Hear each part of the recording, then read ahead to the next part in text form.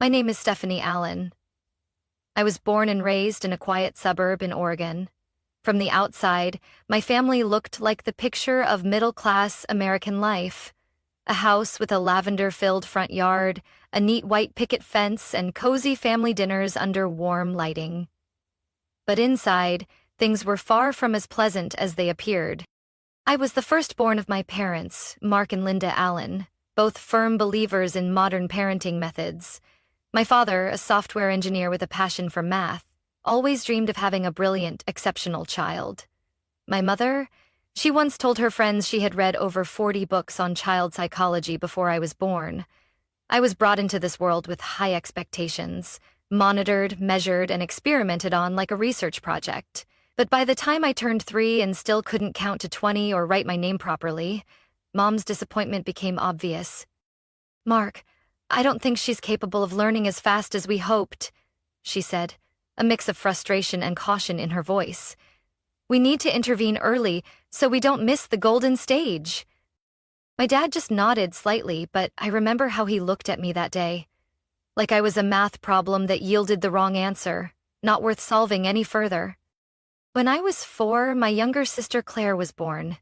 And from that moment on, everything at home changed. Mom seemed to become a different person.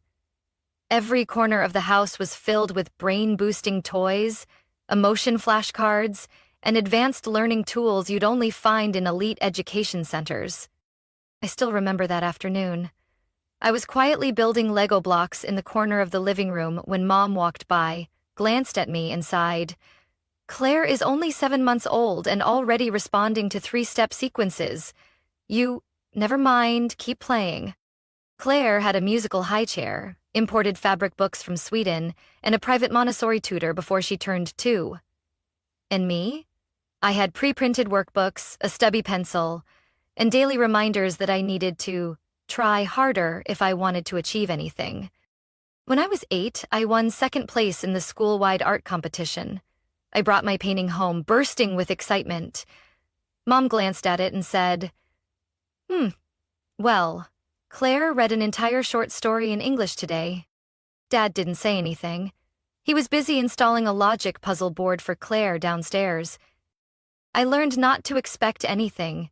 No praise, no rewards, no proud glances. I slowly became a shadow in my own family.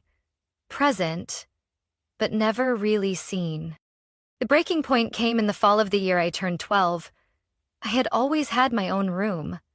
The upstairs one with the window that overlooked the small forest behind our house, where morning light filtered through the blinds in soft beams. I loved that room. It was the only place where I felt like myself. One evening, just after I finished my homework and was hanging up a new drawing on the wall, Claire barged in.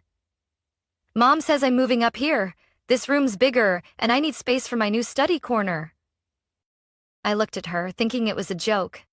"No," I said firmly. "This is my room." Claire shrugged and walked out. Less than 24 hours later, when I got home from school, everything had changed. My things had been moved into the smaller room next to the laundry room. The old room now had Claire's name on it, packed with new learning equipment and a pristine white study desk. I walked into the new room, tiny, cramped, and cold. The bed touched the wall. The desk was too small for both my books and a lamp. I stood there, fists clenched, choking back tears. "Mom," I called. "Why would you do this? That was my room. I've had it since I was little." She didn't even turn around. "You're older now. You should learn to give way. Claire needs it more. Don't make a scene, Stephanie." I didn't answer. I walked back in, shut the door, and sat on the edge of the bed. The light from the hallway spilled through the crack under the door, pale and unfamiliar. For the first time, I felt it clearly. In that house, I was the afterthought, despite being the firstborn. By the time I reached senior year of high school, life in the Allen household still revolved around Claire.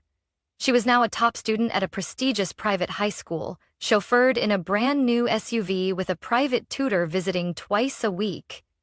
And me? I still attended public school, walked to class every morning, and handled everything on my own, from academics to extracurriculars. I never complained. I was used to being behind the spotlight. But I wasn't prepared for the moment when every last illusion of fairness was shattered. Right at the dinner table. That night, my grandparents, Arthur and Helen, came to visit.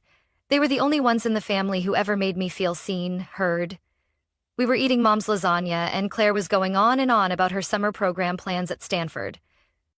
"That's wonderful," Grandma Helen smiled, then turned to me. "And what about you, Stephanie? Have you thought about college yet?" I looked up, for the first time feeling hopeful that I might get to share something of my own. "I applied to the University of Oregon and UC Davis. I just got accepted into Oregon's business program. Partial scholarship.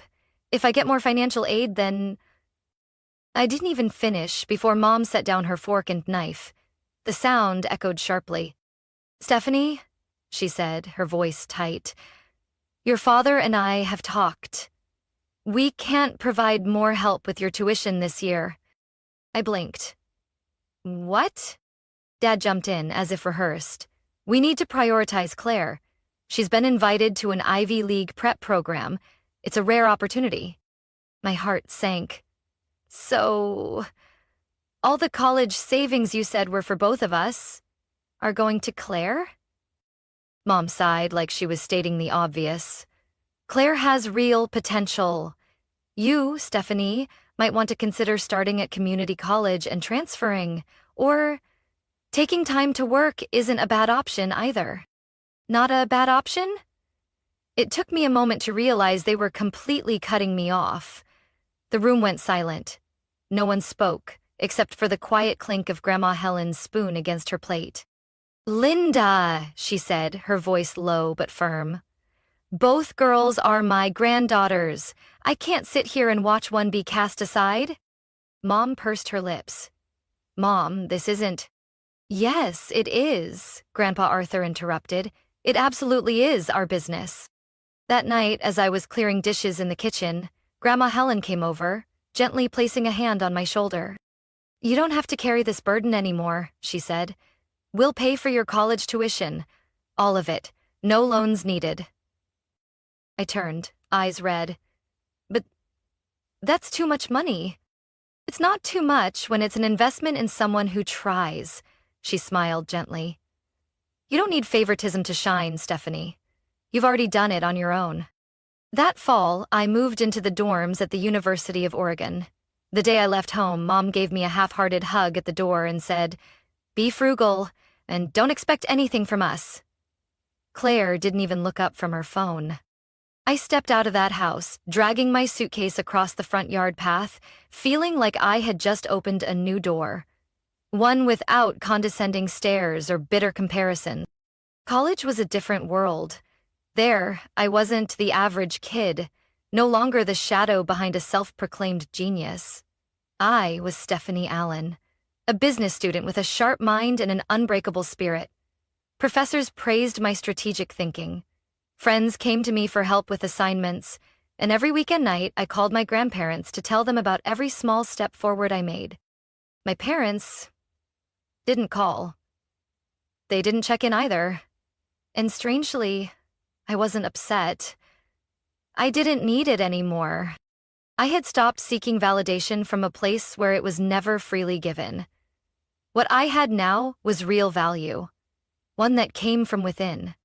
I entered my senior year of college with a sense of certainty I had never dared to imagine.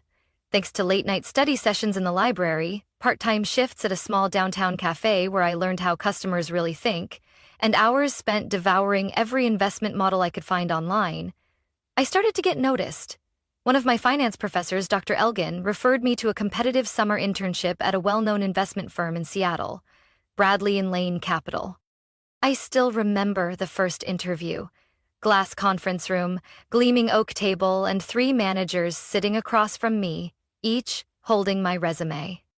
"Allen," one of them asked, "what do you think is the most important factor when creating an investment strategy?"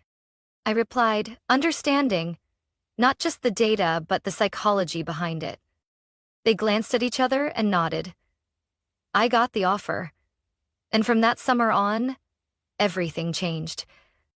After graduating with honors and having a research project published in a financial journal, I was offered a full-time role at Bradley and Lane as a junior investment analyst. I worked tirelessly, learning everything from risk reports, shareholder presentations, to how to read between the lines in volatile market charts. 3 years later, during a routine review of a high-net-worth client portfolio, I discovered something troubling. A group of tech stocks our firm had heavily invested in showed signs of artificial growth. The internal indicators looked unusually strong compared to the overall market. Most analysts saw it as breakout potential, but I didn't. I spent 2 sleepless nights combing through every number, tracing back appendix reports, and finally uncovered the truth.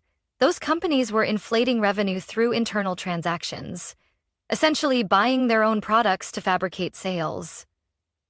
If we didn't pull out in time, we'd lose at least $32 million, 0 cents, in client funds. I couldn't stay silent. That Monday morning, I walked into the executive boardroom with a 42-page analysis and a risk simulation model. No one interrupted. When I finished, the CFO sat in stunned silence before turning to the CEO and saying, "She just saved the company." Within 3 days, the entire portfolio was restructured according to my proposal. And 6 months later, not only had we avoided a massive loss, but the firm reported an 11.4% growth, the highest in 7 years. I was promoted to lead investment strategist. But I didn't stop there. I started using my after hours to develop a risk scoring system based on market behavior, integrating factors like consumer psychology, social media trends, and global political shifts. It was the kind of thing the industry always called unquantifiable. I called it PRISM. At first, PRISM was a personal project, but after it accurately predicted price swings in 3 major stock groups ahead of key events, upper management took notice. A year later, the system was officially integrated into the firm's core strategy, helping Bradley and Lane surpass 2 of its top competitors in the sector. I still remember the day I was called into the senior boardroom. The CEO, Richard Langley, smiled at me once everyone was seated. "Stephanie," he said, "we're creating an entirely new position, Chief Strategic Investment Officer. And no one is more deserving than you." I could hardly breathe. Just 4 years earlier, I was told I might want to work for a while and figure things out later. That role wasn't just a title. It was proof of everything I had overcome, from being the forgotten child in my own family to becoming the one leading the table in a multi-million-dollar firm's boardroom. That evening, I didn't celebrate with champagne or a party. I went to my grandparents' house, a simple red brick home filled with warmth. Grandma Helen was baking, and Grandpa Arthur was making tea. I laid the appointment letter on the table. They looked at each other and smiled. "Little Stephanie," Grandpa said, now leading the way. I looked at him, then at Grandma, the first person who believed I didn't have to be exceptional to be worthy. For the first time, I didn't need anyone's approval. I had already proven it. To myself. With quiet grit, relentless effort, and unwavering belief. After accepting the role of Chief Strategic Investment Officer at Bradley and Lane, I knew I needed to mark the moment. Not with grandeur, but with a small, warm gathering for those who had stood by me. My grandparents, a few close friends, a couple of trusted colleagues. When I mentioned the idea to my mother, she immediately offered, "You should let us host it. Do it at home, make it more intimate, the family can reunite too." I hesitated, but she continued, "You just need to send the money for catering and decorations. I'll handle the guest list and everything else." I was unsure, but thought maybe, after all these years, this could be our chance to start over. I transferred $3,500, 0 cents to her account, and didn't ask further. A week later, when I arrived at the old house in Salem, the place where I'd grown up, slowly fading behind Claire's shadow, I never expected to walk into a perfectly staged performance. The house was more lavishly decorated than I imagined. White orchids covered the dining tables, soft golden ribbons wound up the staircase, and the scent of gourmet dishes filled the air. I saw my grandparents by the small bar, chatting with a few relatives. Claire descended the stairs in a striking red satin dress, face perfectly made up. Walking beside her was a tall, polished man I didn't recognize. People began gathering around, and just as I raised my glass to speak, my mother stood abruptly, beaming. "Dear family," she announced, "we're here today not just to reconnect, but to celebrate something truly special. Claire and her boyfriend Andrew are officially engaged." Cheers and applause erupted. I stood frozen. I turned to my mother. Her eyes passed over me like I was just another guest at a party I had paid for. I stepped forward to speak, but my father intercepted, gripping my wrist like a period at the end of a sentence. "Don't ruin this," he muttered, voice sharp as steel. "If you make a scene now, don't expect anything else from this family. No contact, no inheritance, nothing." I pulled his hand off mine and took a deep breath. Part of me wanted to leave, to let them drown in their own play. But the other part, the one that had lived too long in the shadows, refused to stay silent. I returned to the center of the room, raised my champagne glass, and said, "Excuse me, everyone. May I have just a moment?" All eyes turned to me. Claire paused mid-step. My mother's brow creased. "This gathering today," I began, calm but clear, "was planned to celebrate a major milestone in my life. I was recently named Chief Strategic Investment Officer at Bradley and Lane, a major financial firm in Seattle." I paused, scanning the room. "I'm the one who sent the money for this event. My mother agreed to organize it, and never once mentioned it would be turned into an engagement party." Murmurs rippled through the room. My grandparents stood still, stunned. "I'm not against Claire's engagement," I continued. "What I can't stay silent about is the fact that my own family tried to erase me from my own moment, just like they did all throughout my childhood." Andrew turned to Claire, confusion in his eyes. "You told me this was just a family gathering." Claire's face flushed. "Andrew, I just wanted to wait for the right time."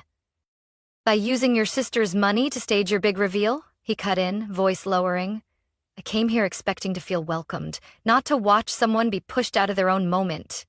He set his glass down and walked away. Claire chased after him, in vain. The room fell into suffocating silence. My father stood, face red with anger. "You should know your place, Stephanie. This is still—" "No," I interrupted. "This is a place built on favoritism. It's not a home anymore." I turned to my grandparents. They hadn't moved. Grandma Helen's eyes shimmered, and Grandpa Arthur gripped my hand as I stepped toward them. "I don't need the rest of this family to know who I am." And I walked out the door, the same one I had once left in silence, but this time my head was held high. Andrew left the party without a word, leaving behind Claire's panicked gaze and a stunned family. She chased him to the porch, but the car door shut before she could say anything. The Mercedes taillights disappeared behind the trees, leaving the room in a silence that had once been filled with laughter. Claire turned back, her tears quickly replaced by fury. "You've always been jealous of me. You can't stand seeing me happy, so you destroy everything." I stood still. I didn't respond. For the first time, I didn't feel hurt, just tired.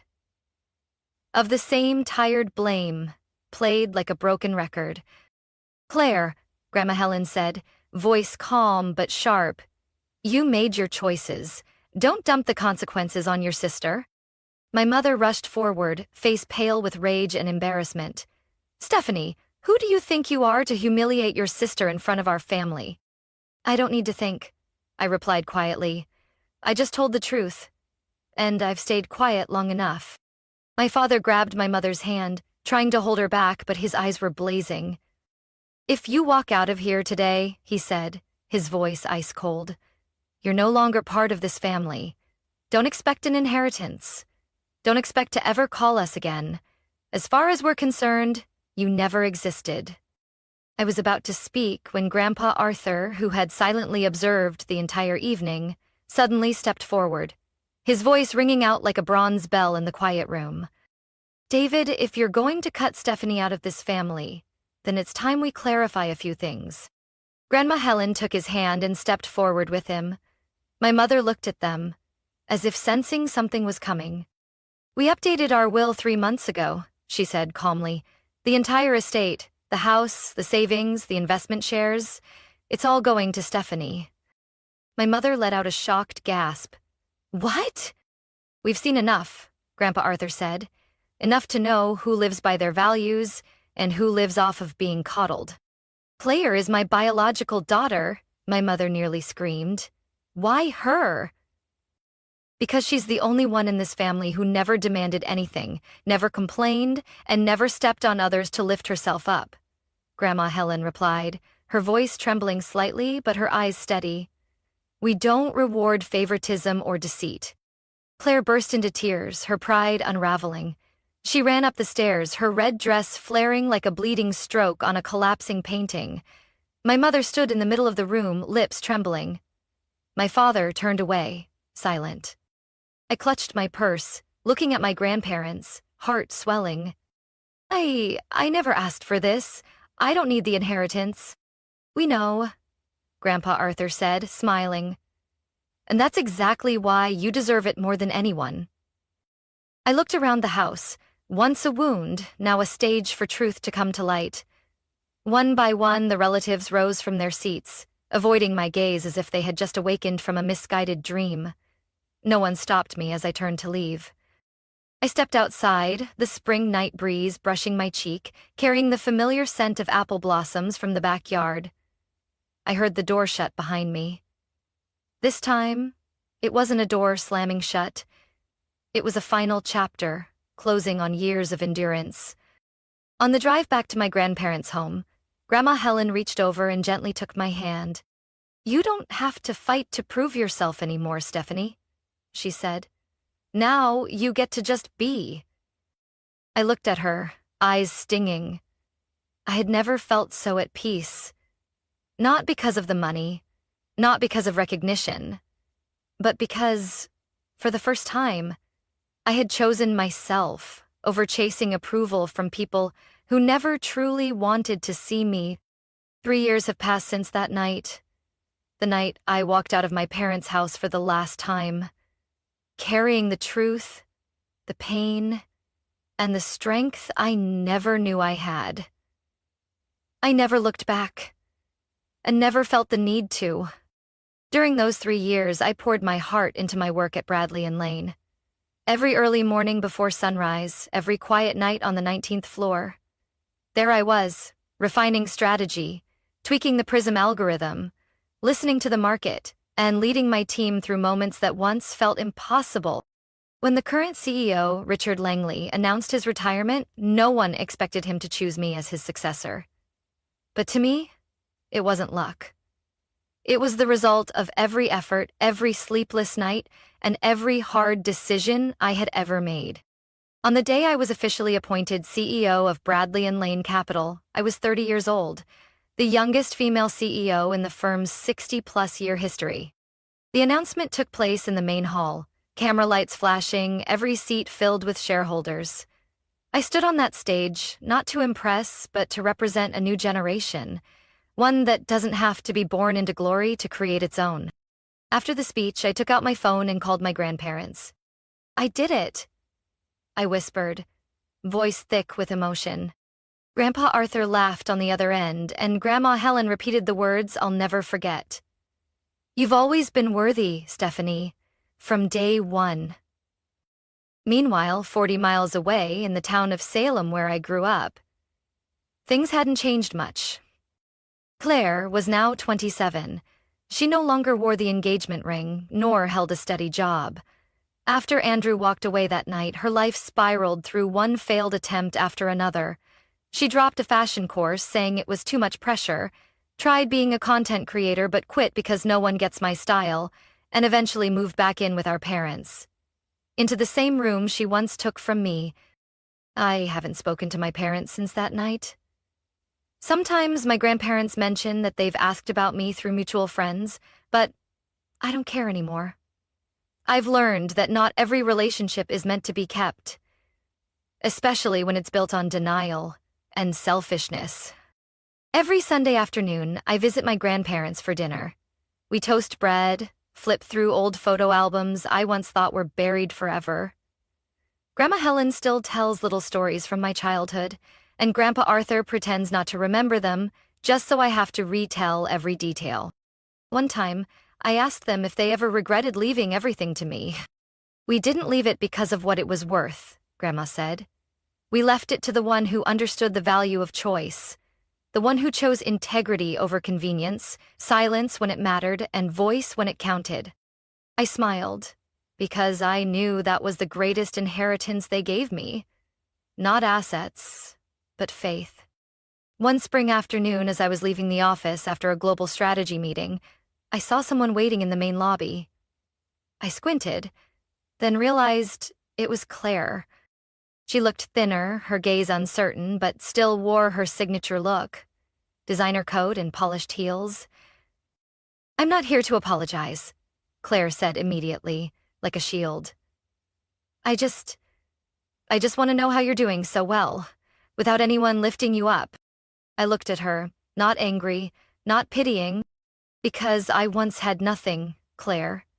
And that's when I learned to stand on my own. "That's something you've never had to do."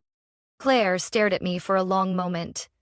She said nothing, then turned and walked away. I don't know if she'll ever change, but I do know I'll never go back to being the sister who always yielded, always endured, always stayed silent to keep the peace. I walked back to my office, where my team was waiting to build something new together. And I knew then, no matter where the path starts, as long as you don't abandon yourself, the destination will always be worth it. My story isn't just about overcoming favoritism in a family. It's a testament to the power of perseverance and inner worth. I was once overlooked, pushed aside in my own celebration, but I chose to rise, not out of spite, but out of truth and dignity. Today, I no longer seek validation from those who once denied me, because I've found my place among those who truly believe in me, and more importantly, I've learned to believe in myself. What do you think about Stephanie's decision? Was she too harsh, or was it exactly what she deserved after everything she endured? Share your thoughts below, and don't forget to follow the channel for more powerful family stories to come.